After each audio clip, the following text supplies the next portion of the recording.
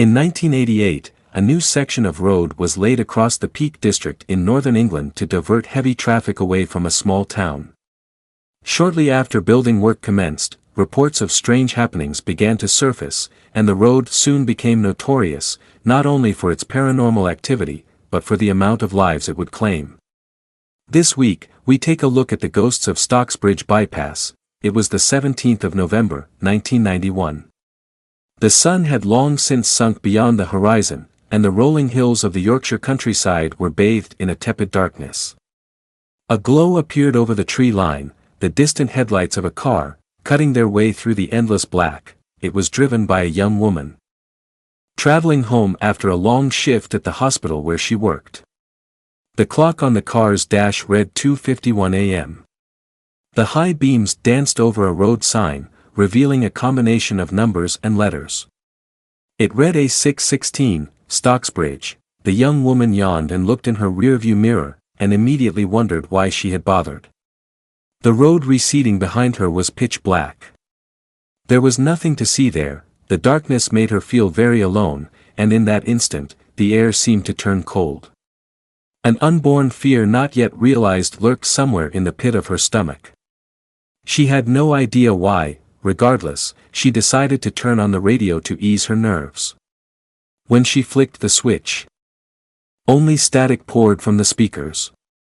The sound of this alone sent a chill up her spine. Suddenly, she felt compelled to look to her side. The passenger seat was empty, but for some unknown reason, she felt a presence there. Another look in the rearview mirror revealed nothing. It was a momentary lapse of concentration, and when she glanced back towards the road, her heart skipped a beat. She slammed both feet on the brake pedal. The tires began to screech as the car swerved from side to side, succumbing to the road's icy surface. She was now traveling sideways. There was an almighty thump, and suddenly, the car was rolling down an embankment before it came to a crashing halt. The last thing to cross the woman's mind before everything turned black was the lone figure that she had seen standing in the middle of the road, right before her accident, a figure which had now vanished without trace, as if it had never even been there. The headlights of the car died along with her, as the smell of burnt rubber hung in the air. Another life had been claimed. It was not the first crash to have occurred on this road, and it wouldn't be the last. 25 years later, in October 2016, the local radio reported yet another road closure. Police were in attendance, redirecting traffic. Unfortunately, this was the scene of a horrific accident involving a head-on collision between a van and a lorry. Whilst both drivers escaped with their lives, the van driver's injuries were very serious. This was one of hundreds of accidents to have occurred on the same stretch of road since 1988. Since then, there has also been 25 deaths, a rate of nearly one every year. These collisions all occurred on the same small section of the A616, otherwise known as the Stocksbridge bypass, a road which is now considered to be one of the most dangerous in the UK. But this is not the only thing the Stocksbridge bypass is known for. It also happens to be one of the most haunted highways in Britain, and possibly the world.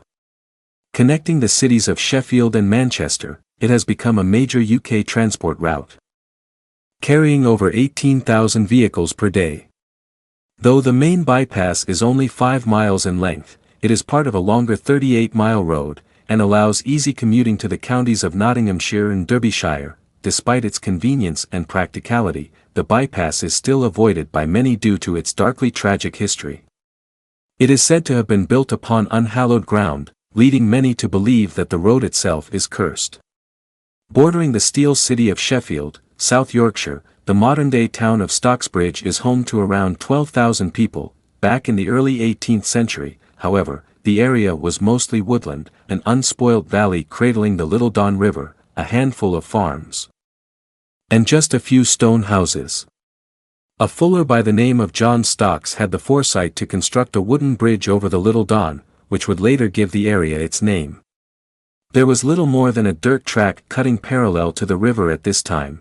Used mainly by local residents, the introduction of a toll road would result in a higher volume of traffic through the area, and would later become the scene of a horrendous stagecoach crash.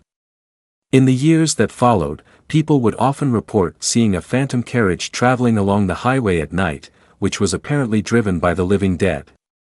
Not to be deterred by tales of the paranormal, use of the route would in fact continue to increase. Especially with the introduction of motor transport in the early 20th century, work on the bypass would begin some 2 centuries after John Stocks had built his bridge, and would encompass the old toll road. The site that would one day become the Stocksbridge bypass was to be further plagued by paranormal activity during construction work, before the road was even open to the public. In September of 1987, security guards David Goldthorpe and Stephen Brooke were working the night shift near Paroyd Bridge. On the evening in question, the 2 men experienced an unshakable feeling that they were being watched. A couple of hours into their shift, they heard what sounded like children singing in the distance. This seemed out of place, as it was late at night, and the construction site was far removed from the rest of the town. There shouldn't have been anyone in the area, let alone children. Upon investigating, they caught sight of a group of youngsters in medieval clothing standing in a circle beneath a nearby pylon. They looked as if they were dancing around a maypole. The children then completely vanished, causing the security guards to look at each other in disbelief. Still puzzling over what they had just witnessed, they decided to drive around to Paroyd Bridge and park nearby. Paroyd Bridge provides access to the nearby steelworks, and whilst it is busy during the day, it is all but deserted during the night. However, shadows moving in the distance and strange noises had alerted them to the possibility of an intruder in the vicinity. When Brooke shone his torch up at the crossing, both men saw a hooded figure, which appeared to be a monk looking down at them. Goldthorpe then drove up onto the embankment and parked on the bridge itself to get a closer look, but the headlight seemed to penetrate right through this apparition, which then promptly disappeared. The next morning, PC Dick Ellis of Stocksbridge Police walked into the station to find the 2 security guards utterly shaken by their experience. They spoke about the children they had seen beneath the pylon, and would go on to describe the apparition of the monk, saying that it was evil, and that they had felt threatened by its presence. Nonetheless, PC Ellis, along with his partner John Beat, treated the men's story with some skepticism, saying that it was not a police matter, and jokingly suggested that they sought the advice of a priest. To the officers' surprise, they were contacted by the rector of Stocksbridge Church later that day, who informed them that the security men were with him, and that they refused to leave out of fear for their own safety. It was upon the rector's insistence that the police eventually investigated the strange events. On Friday the 11th of September, 3 nights after the security guard sightings, police constables Beat and Ellis arrived on site at Paroyd Bridge to follow up on the suspicious activity. It was midnight, and they sat in their car with a somewhat blasé attitude to this particular assignment. They were not expecting to witness anything of interest. However, within 10 minutes, Ellis was certain he could see shadows moving around on the overpass. He got out of the car, and wary of intruders, climbed the fixed ladder to bridge level. In the darkness, he could hear a flapping sound, and with the beam of his torch, he soon identified a piece of plastic sheeting blowing in the wind. After securing it in place with a brick, he returned to the car, and he and Beat joked about the possibility that the security guards were simply spooked by a piece of loose polythene. Unfortunately for them, their amusement did not last long. Ellis was suddenly shocked when he turned his head to see the torso of a man pressed up against his side of the car, no more than 2 inches from his face. As he shouted in horror, it disappeared, and within seconds, Beat noticed the same apparition appear on his side. No face was visible, with the upper body seemingly cut off at the shoulders. It was wearing a robe, which was tied around the waist with a length of rope. Needless to say, they were both overcome with fear. Before long, the spectre had vanished again, and Ellis bravely exited the vehicle. There was no sign that anyone had been near the car, no footprints, no sounds of anyone fleeing the scene, no trace whatsoever. Beat turned the key in the ignition numerous times, but the vehicle refused to start, only adding to the men's panic. The engine did eventually turn over and fired into life. But once the car started moving, a loud knocking sound could be heard coming from the boot, or trunk, as if somebody was hitting it very hard. Both police officers left the scene, believing that they had seen a ghost. Their accounts were so convincing, that locals began to call Pyroid Bridge, Ghost Bridge. As for the security guards, they refused to set foot upon the site again, even in broad daylight. Neither man was ever quite the same after their ordeal, and were forced to quit their jobs, one within 3 days of the sighting, and the other just a couple of months later. These were not the only people to experience paranormal activity, however. Graham Brooke, no relation to the aforementioned security guard, and his son Nigel, witnessed this same monk as they were out running near Wortley. Though it was dusk, they were out training for a marathon, and had not ventured far from their home. The apparition appeared to be walking with its legs somehow sunken into the ground. Initially struck by the thought that his mind was playing tricks on him, Graham looked to his son for acknowledgement. He describes the monk as being dressed in 18th century attire, with a dark brown hood over its head.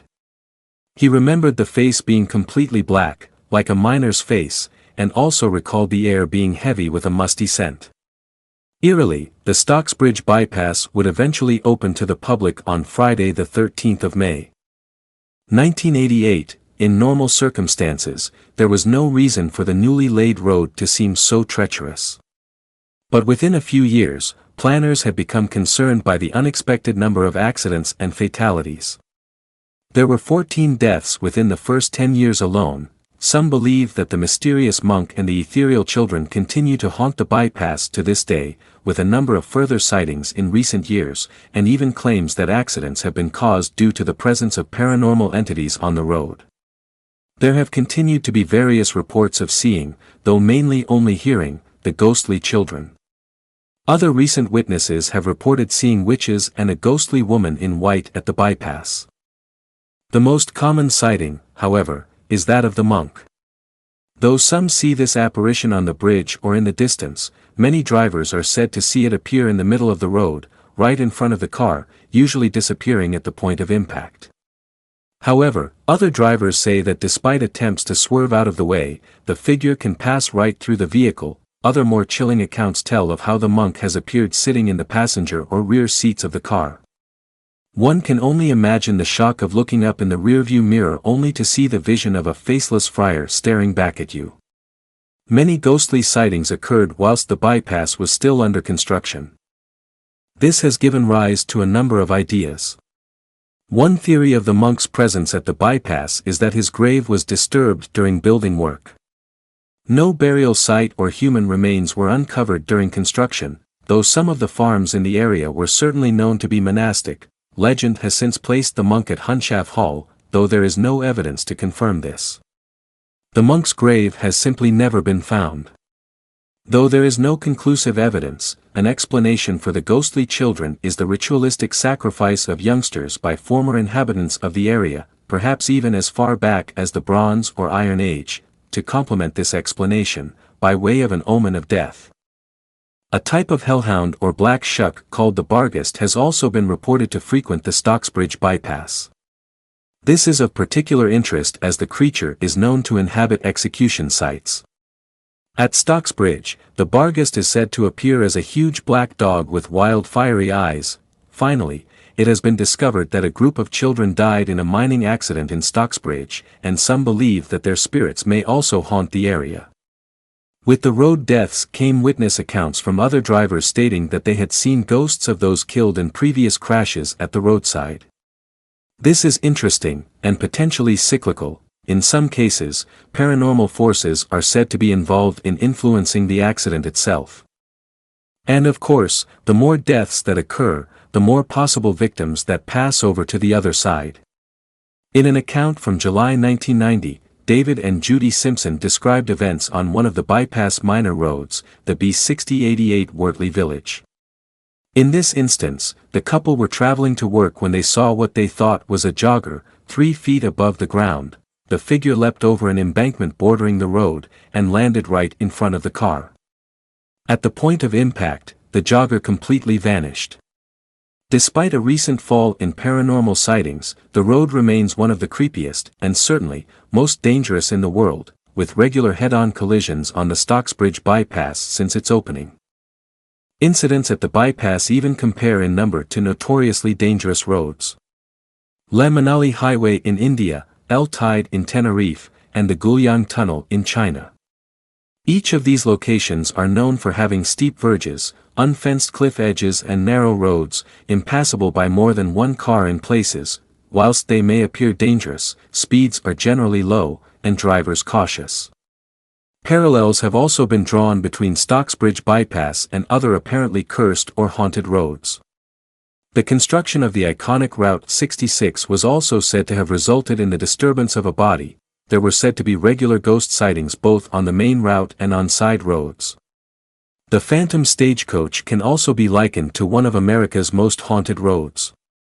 Clinton Road, West Milford, New Jersey, known for its phantom trucks, which are reported to chase cars and pedestrians down the highway. Meanwhile, the idea of ghostly apparitions appearing in front of one's car and then disappearing is widely reported to accident investigators worldwide. Tuen Mun Road is a primary expressway in Hong Kong, widely regarded as haunted, with drivers often having to swerve to avoid ghostly figures in the middle of the highway. After a horrendous bus crash in 2003 resulted in the deaths of 21 people, eyewitnesses said that ghosts in the road were to blame. Given all of these reports, we should be completely open to the possibility of a spiritual or paranormal explanation for at least some of these events. The other option is to rationalize and maybe say that every single accident was caused by tiredness, confusion, or the driver experiencing an intense episode of phobia, which is known to cause a loss of one's sense of reality. Surely not all sightings can be the result of fatigue, hallucinations, or a breakdown in one's mental state.